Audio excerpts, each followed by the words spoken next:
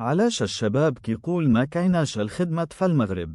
الحقيقة اللي خاصك تعرف. السلام عليكم الشباب. اليوم غنهضر على موضوع كيضر عليه بزاف ديال الناس، وهو علاش الشباب كيقولوا ما كايناش الخدمة في المغرب.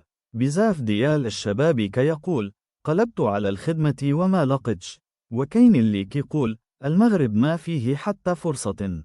ولكن السؤال الحقيقي هو واش بصح ما كايناش الخدمة؟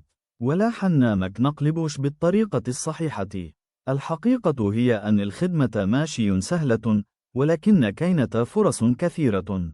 المشكل أن بزاف ديال الشباب كيقلبوا غير على خدمة وحدة، مكتب، كرسي، وسالير مزيان. ولكن الواقع مختلف. اليوم كاين بزاف ديال المجالات اللي ممكن تخدم فيها، مثلا كاين العمل في الإنترنت بحال بيع المنتوجات، العمل الحر، أو صناعة المحتوى. كاين حتى تعلم الحرف، الميكانيكا، الكهرباء، الصباغة، النجارة. هذا الحرف اليوم مطلوبة بزافة. وكاين حتى التجارة الصغيرة، تقدر تبدأ بمشروع صغير وتكبره مع الوقت. المشكل ماشي غير في الخدمة، المشكل أحيانا في العقلية ديالنا.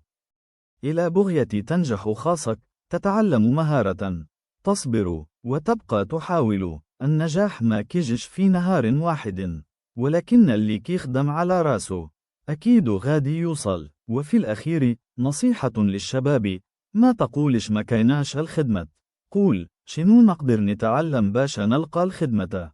إلى عجبك الفيديو دير لايك قبول، وما تنساش دير متابعتي باش توصلك نصائح جديدة.